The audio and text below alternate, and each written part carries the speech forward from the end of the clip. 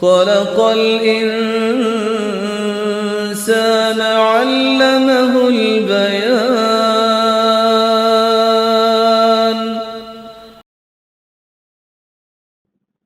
نحمده ونصلي على رسوله الكريم، أما بعد، فأعوذ بالله من الشيطان الرجيم. بسم الله الرحمن الرحيم. رب اشرح لي صدري ويسر لي أمري واحلل عقدة من لساني يفقهوا قولي. ترجمہ: ان الذین، بے شک وہ لوگ، توفاہم، فوت کرتے ہیں ان کو، الملائکہ، فرشتے،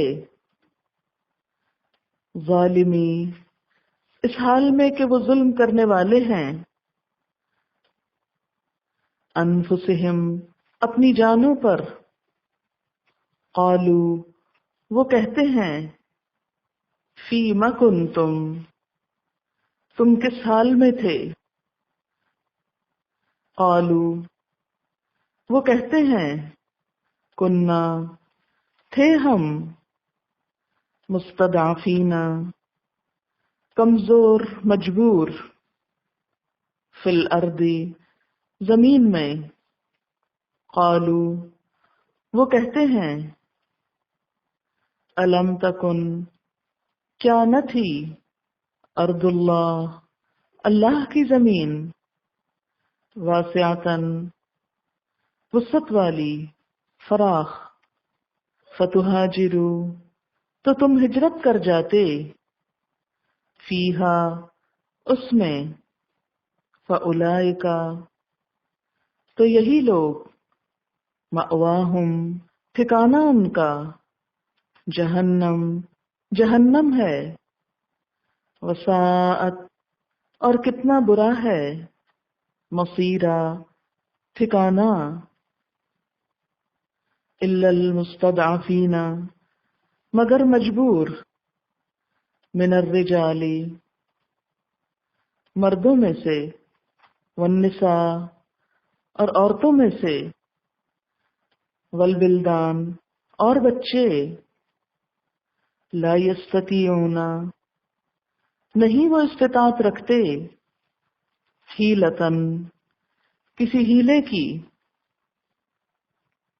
ولا یہتدون، اور نہ وہ راہ پاتے ہیں، سبیلا، کسی راستے کی، فاولئک، تو یہی لوگ، عسى اللہ، امید ہے کہ اللہ تعالی، ان یعفو، معاف کر دے، عنہم، ان کو، وکان اللہ، اور ہے اللہ تعالی، عفوا، معاف کرنے والا، غفورا، بخشش فرمانے والا.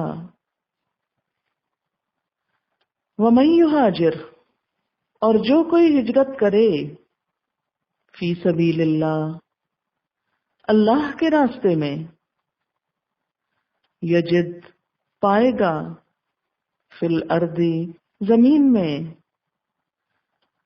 مراغمن، جائے پناہ، کثیرن، بہت سی، وسعہ، اور وسعت، ومن یخرج، اور جو کوئی نکلے گا، من بیتہ، اپنے گھر سے، مہاجرن، ہجرت کرتے ہوئے، الی اللہ، اللہ کی طرف، ورسولہ، اور اس کے رسول کی طرف، ثم، پھر، یدرکہ، پالے اس کو، الموت، موت، فقد، تو تحقیق، وقع، واقع ہو گیا، اجرہ، اجر اس کا، علی اللہ، اللہ پر، وکان اللہ، اور ہے اللہ تعالی، غفور الرحیم،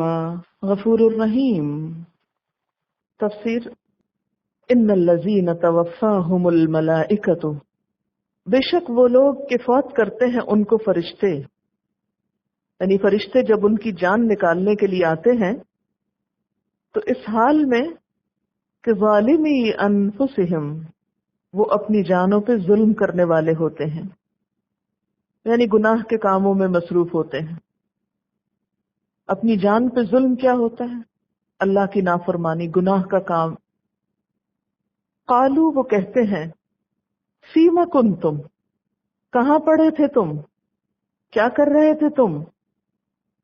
قالو، وہ کہتے ہیں، کننا مستضعفین فی الارض، ہم زمین میں کمزور اور مجبور تھے۔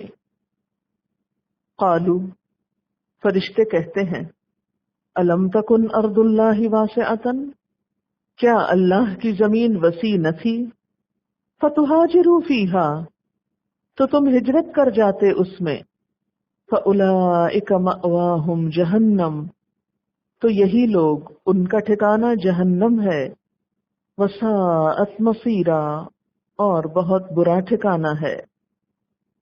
ابن عباس رضی اللہ تعالی عنہ اس آیت کے شان نزول کے بارے میں فرماتے ہیں کہ مکہ میں کچھ مسلمان ایسے تھے جو مشرکوں کا ساتھ دیتے تھے اور مقابلے کے وقت ان کی جمعیت کو بڑھاتے، پھر مسلمانوں کی طرف سے کوئی تیر ان کو بھی لگ جاتا یا کسی کو تلوار لگ جاتی اور وہ زخمی ہو جاتا یا مر جاتا، تو ایسے ہی لوگوں کے بارے میں اللہ تعالیٰ نے یہ آیت نازل کی۔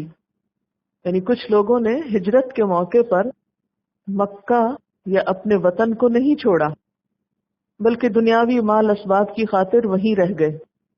اب ہوتا کیا کہ جب مکہ والے مدینہ والوں کے خلاف جنگ کرنے کے لیے نکلتے تو انہیں بھی اپنی نیشنلٹی کی وجہ سے اپنے ہم وطنوں کا ساتھ دینا پڑتا، اور یہ مسلمانوں ہی کے خلاف جنگ کرنے کو چلے جاتے۔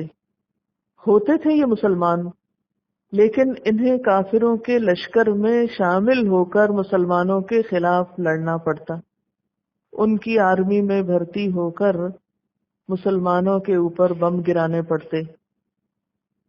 اب جواب میں بسا اوقات مسلمانوں کے ہاتھوں وہ بھی مار کھاتے۔ یہ ایک بہت مشکل معاملہ ہو گیا تھا کہ مسلمان بھی سوچتے کہ ہم ان کے ساتھ کیا کریں، ان کو ماریں یا نہ ماریں، اور وہ بھی اپنے کمزور ایمان کی وجہ سے خود مسلمانوں کی ہلاکت کا سبب بن رہے تھے۔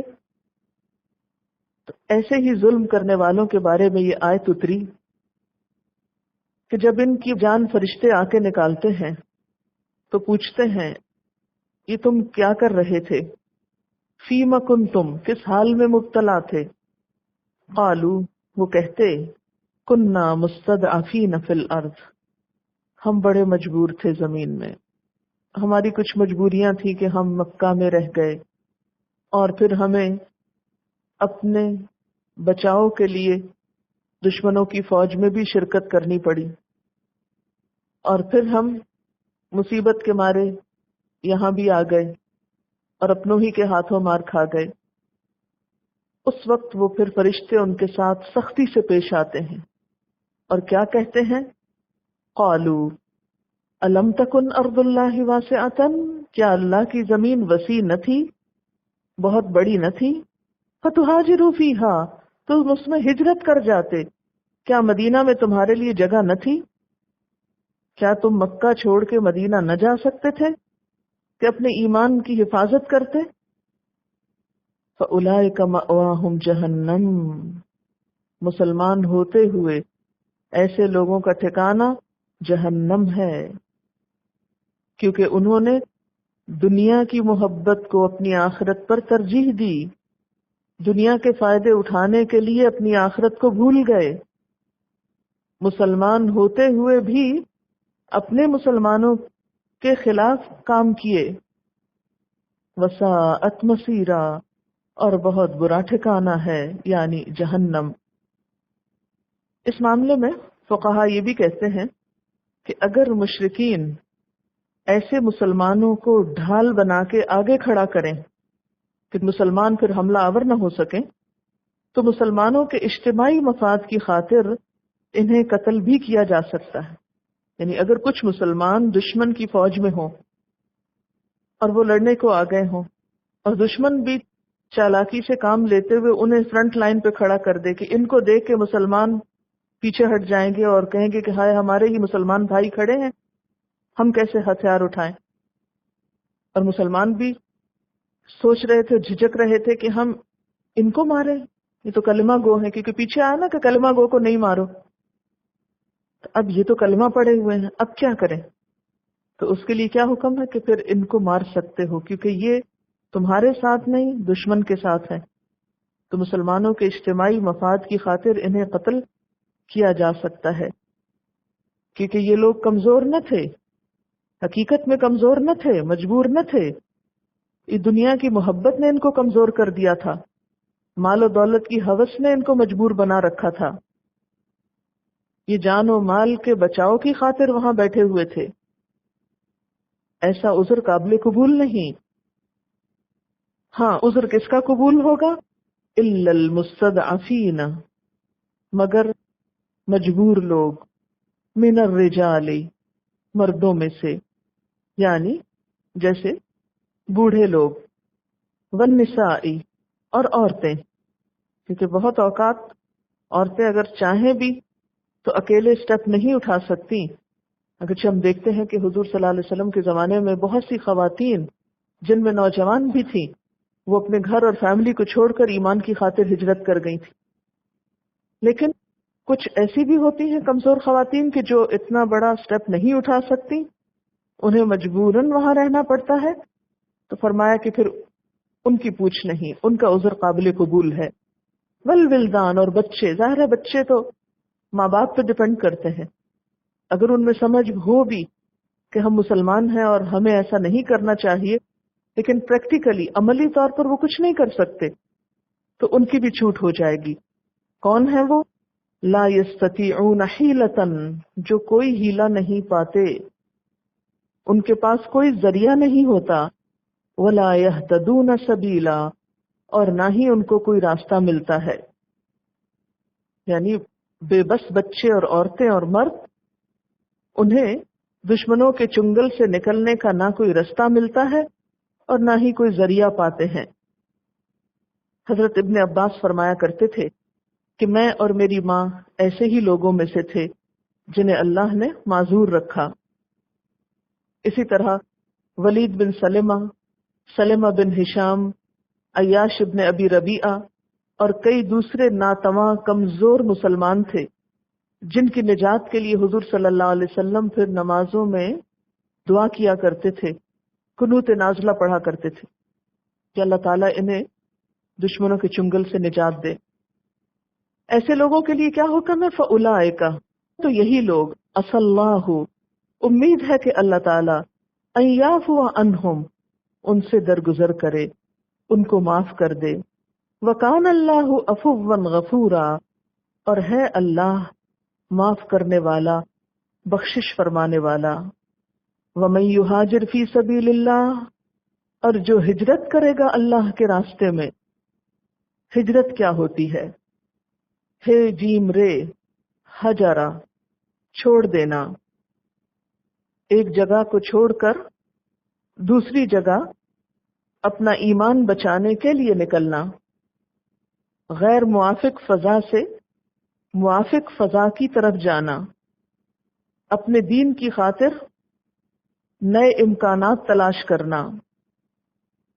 تو بنیادی طور پر ہجرا کا مطلب ہوتا ہے کسی چیز سے بیزار ہو کر اس کو چھوڑ دینا، ترک وطن کرنا، اور اصطلاح میں دار الکفر کو چھوڑ کر دار الاسلام میں چلے جانا. تجارت اور ملازمت کے لیے جانا اس میں شامل نہیں. مثلا بہت سے لوگ ایسے ہیں جو تجارت کے لیے سعودی عرب میں چلے جاتے ہیں یا جاب کے لیے چلے جاتے ہیں، تو یہ ہجرت نہیں ہوتی. ہجرت ہوتی ہے خالصتاً اللہ کی خاطر، ایمان کی خاطر، اپنا دین بچانے کے لیے ایسے ماحول کو چھوڑنا جہاں پر انسان دین پر عمل نہ کر سکتا ہو. مومن کے لیے حکم یہ ہے کہ جب وہ اپنے ایمان کے بیج کو پھلنے پھولنے کے لیے موافق فضا نہ پائے تو وہ اس فضا کو تبدیل کر لے، اسے چھوڑ کر کہیں اور چلا جائے جہاں اس کو ایسا ماحول ملے، ایسا انوائرمنٹ ملے کہ وہ اپنے دین پر عمل کر سکے۔ اس میں ملک چھوڑنا بھی ہو سکتا ہے اور اس میں کمپنی چھوڑنا بھی ہو سکتا ہے، دوستوں کو چھوڑنا بھی ہو سکتا ہے، کوئی بھی چیز چھوڑنا، کیونکہ حدیث میں آتا نا المہاجر من ہجر ما نہی اللہ عنہ ورسولہ، مہاجر وہ ہوتا ہے جو اس چیز کو چھوڑ دے جس سے اللہ اور اس کے رسول نے منع کیا ہے۔ یعنی ایک تو ہے بڑی ہجرت کہ وطن چھوڑ دے انسان، اور ایک ہوتی ہیں چھوٹی چھوٹی ہجرتیں، ایسے دوست، ایسے لوگ، ایسا ماحول، ایسی کمپنی انسان اوائڈ کرے کہ جہاں بیٹھ کر انسان غلط باتیں کرتا ہو، خواہ وہ بظاہر دیندار لوگوں کا ہی گروپ کیوں نہ ہو، لیکن اگر وہاں بیٹھ کر بھی انسان غیبت، چغلی اور دوسروں کے اوپر حرف زنی کرنے کا موقع پاتا ہو تو ایسے لوگوں کو بھی چھوڑ دینا چاہیے۔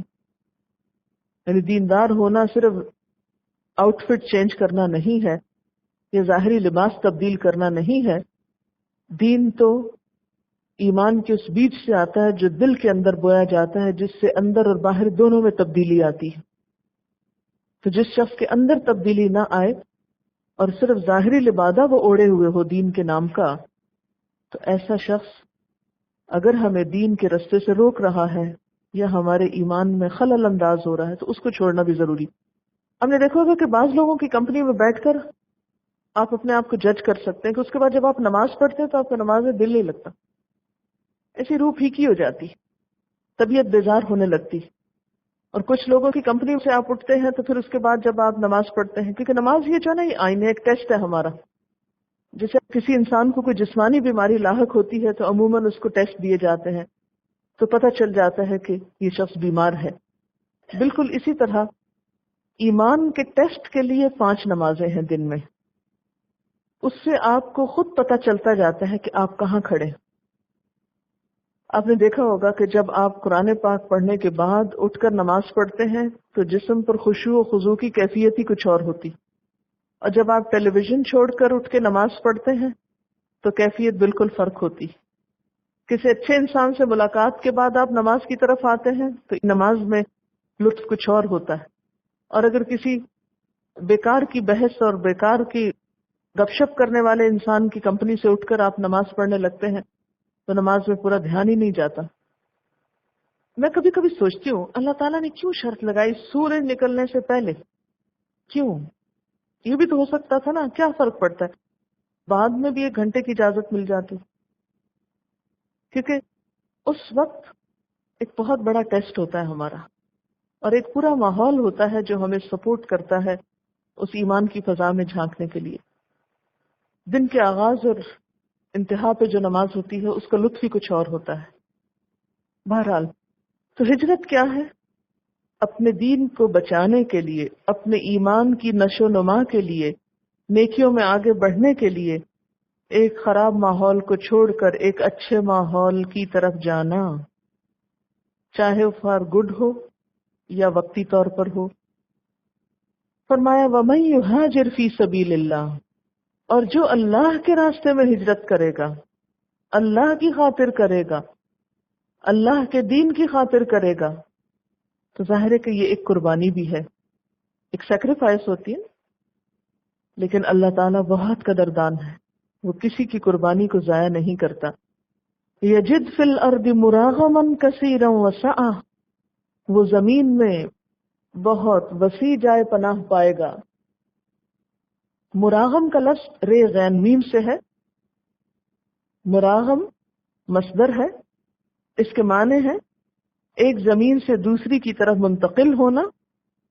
رغم کا ایک معنی مٹی اور گرد و غبار بھی ہے، تو مراغم کا معنی ہوا جائے پناہ، یعنی ایک جگہ سے جب آپ دوسری جگہ منتقل ہو تو ایسا نہیں کہ وہاں آپ کو کوئی پناہ نہیں ملے گی، وہاں آپ کو بہترین جائے پناہ ملے گی۔ اور مراغمن کثیرن، بہت زیادہ، وسعتن، اور وسعت بھی۔ سعتن میں کیسی وسعت؟ یعنی رزق میں بھی اور تجربے میں بھی اور کئی اعتبار سے، یعنی یہ ہجرت کی برکت بتائی گئی ہے. جیسے قرآن پاک کی ایک اور آیت سورۃ النحل 41 میں آتا ہے، والذین ہاجروا فی اللہ من بعد ما ظلموا لنبوئنہم فی الدنیا حسنہ ولأجر الآخرۃ اکبر لو کانوا یعلمون. اور وہ لوگ جنہوں نے اللہ کے راستے میں ہجرت کی اس کے بعد کہ ان پہ ظلم کیا گیا، ہم ان کو دنیا میں بھی اچھا ٹھکانہ دیں گے اور ضرور دیں گے. لنبوئنہم وَلَأَجْرُ الْآخِرَةِ أَكْبَرُ، اور البتہ آخرت کا اجر بہت بڑا ہے. لَوْ كَانُوا يَعْلَمُونَ، کاش وہ جانتے ہوتے، کاش انہیں علم ہوتا. تو جو شخص اللہ کے راستے میں نکلے گا اللہ تعالیٰ اس کو دنیا میں بھی بہت کچھ دے گا، عزت دے گا، غلبہ دے گا، شرف دے گا، رزق دے گا. وَمَن يَخْرُجْ مِن بَيْتِهِ مُهَاجِرًا إِلَى اللَّهِ وَرَسُولِهِ، اور جو شخص اپنے گھر سے اللہ اور اس کے رسول کی طرف ہجرت کرنے کو نکلے گا، ثم يدركه الموت، پھر اس کو موت پا لے گی، فقد وقع اجرہ علی اللہ، تو اس کا اجر اللہ کے ذمہ ہو گیا، اس کا اجر اللہ کے اوپر لازم ہو گیا. وکان اللہ غفور الرحیم، اور ہے اللہ تعالی غفور الرحیم. اور یہاں خاص طور پر کس ہجرت کی طرف اشارہ ہے؟ جو لوگوں نے مکہ سے مدینہ کی طرف کی تھی، کیونکہ رسول ہی کا ذکر آ رہا ہے نا، تو مخصوص ہجرت کی طرف اشارہ ہے. اور اس میں بھی اللہ کی خاطر ہونا بہت ضروری ہے، کیونکہ اس کا اجر جو انسان اللہ سے پائے گا. اسی لیے وہ جو نیت کی حدیث ہے نا، اس میں ہجرت کا بھی ذکر آتا ہے، انما الاعمال بالنیات، عمل کا دار و مدار نیت پر ہے، اور جس نے اللہ کی خاطر ہجرت کی وہ اس کو وہی اجر ملے گا، اور جس نے دنیا کی خاطر ہجرت کی تو وہ اسی کو پائے گا. کہتے ہیں کہ ایک شخص تھا جس نے شادی کے لیے ہجرت کی تھی، تو اس کا نام ہی پڑ گیا مہاجر ام قیس. ام قیس کا مہاجر، یعنی ام قیس عورت کا نام تھا جس سے شادی کرنے کو اس نے ہجرت کی تھی. یعنی ایک تو دین کے راستے میں ہجرت کرتا ہے، اور ایک کسی کاروبار کے لیے، تجارت کے لیے، بزنس کے لیے، اور ملازمت کے لیے، یا کسی سے شادی کرنے کے لیے. تو اس کے لیے یہ حکم نہیں ہے، بلکہ فائدہ اسی کو ہوگا جو اللہ کی خاطر نکلے گا. اور پھر اگر اس کو راستے میں موت آ گئی یا وہاں پہنچ کر آ گئی، پھر دوبارہ وطن جانا نصیب نہیں ہوا، تو ایسا شخص فکر نہ کرے، کیونکہ اس کا اجر اللہ کے ہاں محفوظ ہو گیا. اس کو اللہ تعالیٰ پورا پورا اجر عطا فرمائیں گے. اور ہے اللہ تعالیٰ غفور الرحیم، بہت بخشنے والا، مہربان ہے. اور اس میں ہم دیکھتے ہیں کہ پیغمبروں کا طریقہ رہا ہے ہجرت. حضرت ابراہیم علیہ السلام کو دیکھیے، انہوں نے ہجرت کی، مکہ کو آباد کیا، اور اب تک اس کے آثار اور نتائج دیکھیں، دنیا میں کیسی بھلائی نصیب ہوئی. حضرت موسیٰ علیہ السلام نے بنی اسرائیل کے ساتھ مصر کو چھوڑا، اس سے بہتر وطن شام ملا ان کو. حضور صلی اللہ علیہ وسلم نے مکہ سے مدینہ کی طرف ہجرت کی، تو عزت اور غلبہ، راحت اور ثروت، دولت، سب کچھ ملا. پھر اسی طرح فتح خیبر کے بعد ہجرت کے 6 سال اتنا کچھ آپ کو ملا کہ سب اہل و عیال کے لیے کافی ہوتا تھا. حضرت ابو ہریرہ رضی اللہ تعالیٰ عنہ بھی ہجرت کر کے آئے تھے آپ کے پاس، اور آپ کے بعد پھر ایک صوبے کے گورنر بنائے گئے. تو بڑے لطف کے ساتھ اپنے نفس کو مخاطب کرتے ہوئے فرماتے ہیں، ابو ہریرہ تو وہی ہے نا جو فلاں قبیلے کا نوکر تھا، تیری تنخواہ صرف پیٹ بھر کر روٹی تھی، تیرا کام یہ تھا کہ لوگ سفر میں جائیں تو تو پیدل ساتھ چلے، جب وہ کہیں نازل ہو تو تو ان کے لیے لکڑیاں چن کر لائے. آج تو اسلام کی بدولت کہاں سے کہاں جا پہنچا ہے، تجھ کو امام اور امیر المومنین کہا جاتا ہے. یعنی تم اپنے گھر میں، اپنے وطن میں تو کچھ بھی نہیں تھے.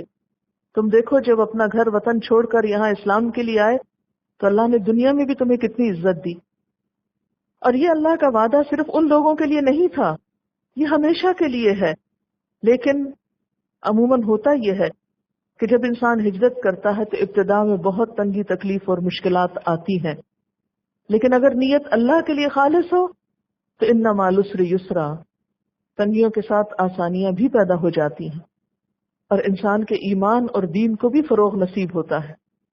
کیونکہ اس ماحول کو چھوڑ ہی دینا چاہیے جس میں انسان بہتر طور پر دین پر عمل نہ کر سکے، کیونکہ قیامت کے دن یہ تو نہیں دیکھا جائے گا کس گھر میں رہتے تھے، کون سے ماڈل کی گاڑی تھی تمہارے پاس، کیا کیا دنیا کی سہولتیں تمہیں میسر تھی. وہاں تو دیکھا یہ جائے گا کہ تمہارے پاس ایمان اور عمل کتنا تھا، اور اگر وہ نہیں لائے تو کچھ بھی نہیں لائے، صفر ہو. تو اس لیے جو شخص اپنے ایمان کی خاطر، اپنے دین کی خاطر اپنی آرام اور راحت کو چھوڑتا ہے تو اللہ تعالیٰ اس کو دنیا میں بھی بہترین صلہ عطا فرماتا ہے. لیکن ایک بات یاد رکھنے کی ہے، اگر نیت خالص نہ ہو تو مشکلات میں اضافہ بھی ہو سکتا ہے. اچھا، ایک ہجرت ہمارے ہاں بھی ہوئی ہے، کیا بھلا پارٹیشن کے وقت ہجرت ہوئی تھی نا. کبھی سوچا ہم نے؟ اللہ نے تو وعدہ کیا ہے جو ہجرت کرے گا فی سبیل اللہ اس کو زمین میں بہت جائے پناہ ملے گی، بڑی وسعت ملے گی، اللہ کے پاس اجر واقع ہو جائے گا. یعنی پچھلے حالات پہلے سے بہت اچھے ہوں گے. اگر دیکھا جائے تو انڈیویجولی یہ وعدے پورے بھی ہوئے ہیں. بہت سے لوگ پارٹیشن سے پہلے بہت خستہ حال تھے، یہاں آ کر ان کو بڑی بڑی نوکریاں اور عہدے اور بہت سے مواقع بھی ملے، دنیاوی اعتبار سے بھی، مال و دولت کے اعتبار سے بھی. لیکن اگر دیکھا جائے تو مجموعی طور پر ہمارا حال کچھ زیادہ اچھا نہیں ہوا. انڈیویجولز کو چھوڑ کر اگر کلیکٹیولی دیکھا جائے، جس طرح مسلمانوں کو مدینہ میں جا کے غلبہ نصیب ہوا تھا اور بہت باعزت قوم بن کے ابھرے تھے کہ پوری دنیا کو جا فتح کیا انہوں نے، وہ ہمارے ساتھ کیوں نہیں ہوا؟ کیونکہ ہم وہاں سے نکلے تھے اللہ کی خاطر. ہم نے کہا تھا پاکستان کا مطلب کیا، لا الہ الا اللہ، اور یہاں آ کر ہماری ڈائریکشن ہی چینج ہو گئی. ہم لا الہ الا اللہ کو بھول کر دنیا ہی کے پیچھے پڑ گئے. ہم کبھی نسل اور رنگ اور قومیت کا شکار ہو گئے، کبھی ہمارے سلوگن کچھ اور ہو گئے. ہمارا وہ مقصد پیچھے چلا گیا نا، ہم دوسرے کاموں میں زیادہ الجھ گئے. آپ دیکھیں کہ صحابہ کرام نے وہاں جا کر ایسی باتیں تو نہیں کی تھی نا کہ اس بنیاد پر اپنے آپ کو بانٹ لیا. اور ٹھیک ہے کہیں کہیں بیچ میں ایسی چیزیں آتی ہیں کہ کبھی کبھی وہ تھوڑا سا فرق آ جاتا تھا، یہ انصاری ہیں، یہ مہاجر ہیں. اور پیچھے آپ پڑھ چکے ہیں سورۃ آل عمران میں کہ ایک موقع پر جو اختلاف جنگ میں بدلنے لگا تھا تو اللہ تعالیٰ نے بہت شدید قسم کی وعید سنائی تھی اس موقع پر کہ کنتم علی شفا حفرۃ من النار فانقذکم منها. تو اگر ہم یہ چاہتے ہیں کہ اس دنیا میں ہمیں ہماری ہجرتوں اور قربانیوں کا صلہ ملے تو ہمیں اپنے عمل پر، اپنے طریقہ کار پر، اپنی سوچ پر غور کرنے کی ضرورت ہے. ہمیں نفرتوں کو کم کرنا ہے، ہمیں محبتوں کو عام کرنا ہے، ہمیں ایک دوسرے کے احترام کا سبق دینا ہے، اور ہمیں اپنی منزل اور ڈائریکشن ایک رکھنی ہے. جس کام کے لیے یہاں ہجرت کر کے آئے تھے اس کو ہر چیز پر مقدم رکھنا ہے. کس لیے ہجرت کی تھی؟ اسلام کے لیے یا دنیا کے مال و دولت کے لیے؟ ظاہر آپ نے تو نہیں کی، پہلی جنریشن نے کی تھی، وہ تو چلے گئے. ہاں، لیکن ہم ان کی اولاد ہو کر ان کا نام استعمال کر رہے ہیں مگر وہ مقصد بھول گئے جس کے لیے ہجرت کی تھی. مہاجر تو وہ ہوتا ہے نا جو خود ہجرت کرتا ہے، یا ان کی اولاد بھی ہوتی ہے. آپ دیکھیں کہ بہت سے لوگ یورپ سے اور ممالک سے اسلامی ملکوں کی طرف تھوڑے عرصے یا زیادہ عرصے کے لیے مائگریٹ کرتے ہیں تاکہ ان کے بچوں کو ایک اسلامی انوائرنمنٹ ملے، ان اقدار کا پتہ چلے تاکہ وہ اس ماحول میں گم ہو کر نہ رہ جائیں. کیا اس کا بھی اجر ہوگا؟ تو بات پھر یہ کہ نیت کے ساتھ ہوگا کہ آپ کے پیش نظر کوئی زیادہ بہتر بزنس تھا یا کوئی اور مقصد تھا یا واقعی اسلام تھا. اب ہمیں تو ظاہر پہ معاملہ کرنا ہے نا، ہم دلوں اور نیتوں کے حال تو نہیں جانتے. تو اس وقت میرا کسی سیاسی موضوع پہ گفتگو کرنے کا ارادہ نہیں ہے، لیکن میں صرف دعوت فکر سب کو دے رہی ہوں کہ ہمیں ان اختلافات کو، ان نفرتوں کو کم کرنا چاہیے اور انسان ہونے کی خاطر ایک دوسرے کی عزت کرنی چاہیے، ایک دوسرے کے ساتھ بھائی چارہ قائم کرنا چاہیے، اور کسی کی ذات، برادری، رنگ، نسل کی وجہ سے اس کو حقیر نہ سمجھے. یہ مسلمان کا طریقہ نہیں ہوتا. اور کتنے افسوس کی بات ہے کہ ہم بڑے مقصد کو، بڑی منزل کو بھول کر صرف اس میں الجھ کے رہ گئے. یہ کون سی زبان بولتا ہے، اس کا رنگ کیا ہے، یہ کہاں سے آیا ہے، کون ہے. یعنی ہم ان باتوں پہ لوگوں پہ اعتراض کرتے ہیں جس میں لوگوں کا اپنا کوئی ہاتھ نہیں، کوئی قصور نہیں. یہ تو خود کو نقصان دینے والی باتیں ہیں. عقل مند وہ ہوتا ہے جو دشمنوں کو دوست بناتا ہے، اس میں کوئی عقل مندی نہیں کہ اپنے ہی مسلمان بہن بھائیوں کو اپنا دشمن بنا لیا جائے۔ آپ کب مضبوط ہوں گے؟ جب آپ کے دشمن آپ کے دوست بن جائیں گے۔ اور اگر آپ اپنے خیر خواہوں کو بھی اپنا دشمن پیش کریں گے تو آپ کہیں کے نہیں رہیں گے۔ 100 سال بھی پھر محنت کر لیجیے، حاصل کچھ نہیں ہوگا۔ وآخر دعوانا ان الحمد للہ رب العالمین۔ سبحانک اللہم وبحمدک اشہد ان لا الہ الا انت استغفرک واتوب الیک۔